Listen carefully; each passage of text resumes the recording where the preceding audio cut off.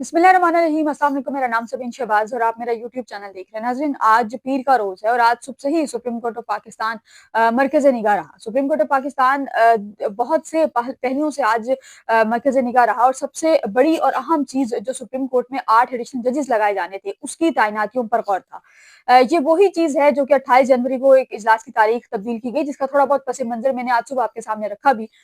उसी हवाले से उससे आगे कंटिन्यू करेंगे। जिस इजलास के हवाले से मैं उस वक़्त अपडेट कर रही थी, वो इजलास दिन 2 बजे चीफ जस्टिस याह्या फरीदी साहब की ज़ेर सदारत शुरू होना था। इजलास से कबल बैरिस्टर अली ज़फ़र जो कि जुडिशल कमीशन के मेंबर भी हैं और गुज़िश्ता रोज़ उन्होंने चीफ जस्टिस याह्या फरीदी को एक खत लिखा था और उस खत में उन्होंने ये कहा था कि इस इजलास को जो है वो पोस्टपोन किया जाए, इसको मौखर किया जाए, क्योंकि इस वक़्त इस्लामाबाद हाई कोर्ट में सीनियरिटी के हवाले से कुछ चीज़ें जो है वो चल रही हैं और सीनियरिटी के हवाले से चीज़ें क्लियर नहीं है।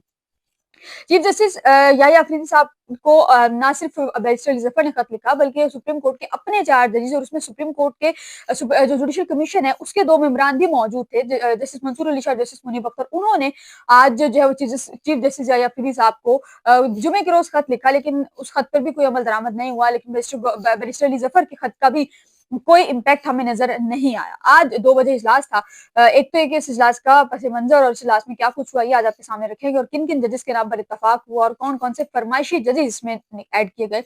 और आज इजलास में कुछ तल्ख़ कलामियाँ भी हमने देखी कि हुई, वो क्या थी और वो भी आपके सामने जो है आज रखेंगे। आज हुआ यूँ कि जब इजलास शुरू हुआ तो जुमे के रोज़ 4 जजेस जिनमें जस्टिस मंसूर अली शाह, जस्टिस मुनीब अख्तर और जस्टिस आयशा मलिक अत्तर मिनल्ला, जस्टिस आयशा मलिक और जस्टिस अत्तर मिनल्ला गो के जुडिशल कमीशन मेंबरान नहीं है, लेकिन वो सुप्रीम कोर्ट के जजेस हैं, तो उन दोनों ने भी चीफ जस्टिस याह्या फरीदी साहब को खत लिखा और उस खत में उन्होंने गुजारिश ये की कि आप इस जो इजलास है इसको पोस्टपोन किया जाए। चीफ जस्टिस याह्या फरीदी साहब ने उनकी ना सुनी और ना ही जो मेंबर थे जुडिशल कमीशन के और अली ज़फ़र साहब बड़े सीनियर कानूनदान हैं, उनकी भी जो है वो चीफ जस्टिस याह्या फरीदी साहब ने किसी की भी बात को एडमायर नहीं किया या किसी की बात को भी उन्होंने बॉदर नहीं किया। उन्होंने इजलास बुलाया और वो इजलास जो है वो वही रूटीन के मुताबिक इजलास हुआ। लेकिन आज के इजलास में एक चीज़ हुई, जैसे इजलास शुरू हुआ तो इजलास शुरू होने के 2 बज के 15 मिनट पे शायद इजलास शुरू हुआ और इजलास शुरू होने के फौरी बाद बताया गया कि जी मुमकिन है कि कोई बायकॉट हो जाए।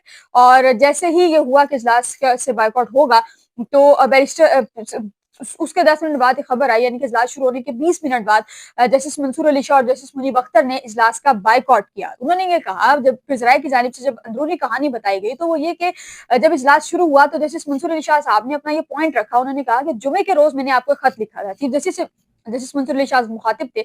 उन्होंने कहा कि मैंने जुमे के रोज आपको खत लिखा था और उसमें मैं और जस्टिस मुनीब अख्तर साहब हम दोनों शामिल थे और उसमें हमारे 2 मोअज़्ज़िज़ जज साहिबान और भी शामिल थे। वो जुडिशल कमीशन के मेंबरान नहीं है, लेकिन उन्होंने भी आपको खत लिखा था और उस खत में हमारा सबका मुतालबा एक ही था और वो ये मुतालबा था कि जुडिशल कमीशन का जो इजलास है उसको मौखर किया जाए, उसको पोस्टपोन किया जाए, क्योंकि इस वक्त सुप्रीम इस्लामाबाद हाई कोर्ट में जो सीनियरिटी का मामला है वो पेंडिंग है। लेकिन आपने नहीं सुना। इसके अलावा 26 फैनी तरमीम की जो दरखास्त है वो सुप्रीम कोर्ट में ज़ेर इल्तवा है, उस पर इस वक्त सुप्रीम कोर्ट में बहस चल रही है, तो इसको पेंडिंग पे रख दिया जाए, उसको मुलतवी कर दिया जाए, इजलास को जो है मौखर कर दिया जाए। बहरहाल चीफ जस्टिस याह्या फरीदी साहब ने अपनी ख्वाहिश के मुताबिक या किसी और की ख्वाहिश और किसी और के इंस्ट्रक्शंस के मुताबिक इजलास को पोस्टपोन नहीं किया और वो इजलास हुआ। जब इजलास शुरू हुआ तो जस्टिस मंसूर अली शाह साहब खड़े हुए, उन्होंने अपनी फाइल उठाई, फाइल उन्होंने अपनी पटकी और उन्होंने कहा कि ये कोई तरीका नहीं है कि एक चीज पेंडिंग है, एक पेंडिंग मैटर है, मैटर जो है वो एक बिफोर द कोर्ट पेंडिंग है और आप उसके बावजूद एक इजलास बुला रहे हैं, ऐसा हो नहीं सकता। बहरहाल इजलास जारी रखना चाह रहे हैं तो बेशक रखिए। फिर जैसे जमाल खान मंदोखेर ने थोड़ा सा अपना किरदार निभाने की कोशिश की, वो एंटर हुए और उन्होंने कहा कि आप लोग बैठ जाइए। फिर जैसे ही जस्टिस मंसूर अली शाह, जस्टिस मुनीब अख्तर ने ये पॉइंट उठाया कि हमने आपको खत लिखा था, बैरिस्टर अली ज़फ़र साहब ने ये कहा कि भाई कल इतवार के रोज मैंने आपको खत लिखा था और उस खत में मैंने ये कहा था कि जुडिशल कमीशन का जो इजलास है इसको पोस्टपोन कर दिया जाए, इसको मौखर कर दिया जाए, क्योंकि इस्लामाबाद हाईकोर्ट में सीनियरिटी का मामला ज़ेर गौर है। इस्लामाबाद हाईकोर्ट में क्योंकि रिप्रेजेंटेशन फाइल है जजेस की जानिब से, तो जब तक वो फैसला नहीं हो जाता बेहतर है कि इस इजलास को आप पोस्टपोन कर दें।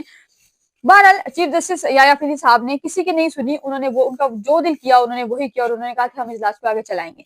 जस्टिस मंसूर अली शाह साहब खड़े हुए, उन्होंने कहा अगर आपको ये फैसला है तो फिर आप अपना इजलास जारी रखिए, हम इस इजलास में शामिल नहीं हो रहे। जस्टिस मंसूर अली शाह साहब ने अपनी फाइल उठाई, उन्होंने अपनी फाइल पढ़ी और वो चले गए। जैसे ही जस्टिस मंसूर अली शाह, जस्टिस मुनीब अख्तर गए तो जस्टिस जमाल खान मंदोखेर ने कोशिश की कि जो बैरिस्टर अली ज़फ़र और बैरिस्टर अली गौहर है वो दोनों रुक जाएं। लेकिन बैरिस्टर इज़फ़र और बैरिस्टर गौहर भी नहीं रुके।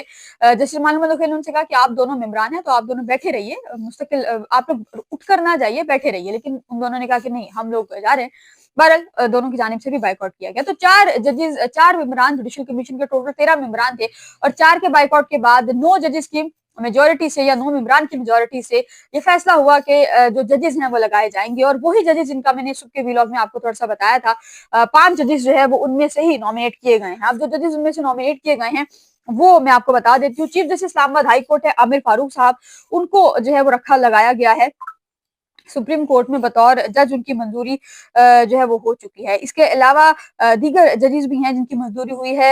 इस्लामाबाद हाई कोर्ट की चीफ जस्टिस के अलावा chief justice Balochistan high court जो है, chief justice Sindh high court justice Mohammad Shafi, उनकी भी बतौर सुप्रीम कोर्ट में जज मंजूरी हो चुकी है। Chief justice Balochistan high court Hashim Kakar, उनकी भी सुप्रीम कोर्ट में तैनाती की मंजूरी हुई है। सिंध हाई कोर्ट के जस्टिस सलाउद्दीन है, पेशावर हाई कोर्ट के जस्टिस शकील अहमद हैं, chief justice Islamabad high court Aamir Farooq साहब भी हो गए। इसके अलावा chief justice Peshawar high court justice Ishtiaq Ibrahim, वो भी सुप्रीम कोर्ट में बतौर एडिशनल जज जो हैं वो आ चुके हैं। और इसके इजलास के एंड पर एक टर्निंग पॉइंट था या एक ट्विस्ट आया, वो इस वजह से कि जस्टिस मंसूर चीफ जस्टिस याया फीदी साहब ने ये कहा, जब 4 मेंबरान उठकर बाहर आए तो उनको एक एज मिला। उन्होंने ये कहा कि हम justice Munib Akhtar sorry justice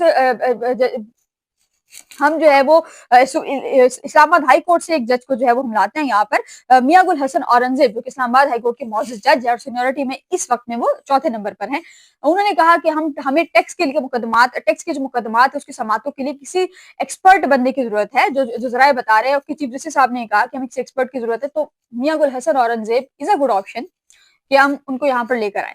तो चीफ जस्टिस याया फरीदी साहब ने मियां गुल हसन औरंगजेब का पॉइंट रखा और फिर उनको बतौर सुप्रीम कोर्ट में एडिशनल जज जो है वो अब कायम मुकाम किया गया है। लेकिन आर्टिकल 181 जो बताया गया कि जी आर्टिकल 181 के तहत उनको किया गया है। अच्छा, अब कायम मुकाम जो लगाया गया है, एक तो ये कि अक्सरियती जजेस से लगाया गया और अक्सरियती राय हो गई, वो इस वजह से कि 4 जजेस चूंकि बाइकआउट कर चुके थे, 4 जो मेंबरान है जुडिशल कमीशन के वो बाइकआउट कर चुके थे, तो फिर बनता नहीं था कि कोई उस चीज की मुखालफत करता, क्योंकि उसमें दीगर जो बाकी थे वो तमाम के तमाम उनके अपने थे।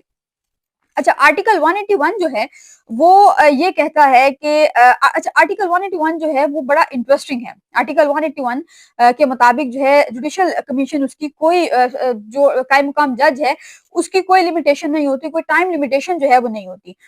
आर्टिकल 181 जो है वो ये कहता है कि different laws including the limitation act supreme court of Pakistan और आर्टिकल 181 के तहत सुप्रीम कोर्ट ऑफ पाकिस्तान की हद तक अगर बात की जाए तो आर्टिकल 181 जो है ये प्रेसिडेंट जो है वो किसी भी हाई कोर्ट के जज को आर्जी तौर पर, टेम्परेरी तौर पर सुप्रीम कोर्ट का जज जो है वो तैनात कर सकता है। इज वेकेंट और अ जज is unable to perform their duties. अगर कोई जज मौजूद नहीं है या कोई जज खुदा न खास्ता इंतकाल कर जाता है, इस्तीफा दे जाता है, तो उस सूरत में आर्टिकल 181 के तहत प्रेसिडेंट इस चीज का जो है वो उसको हक हासिल है, प्रेसिडेंट ऑफ पाकिस्तान को हक हासिल है कि वो किसी भी जज को हाई कोर्ट से सुप्रीम कोर्ट में जज जो है वो लगा सकते हैं।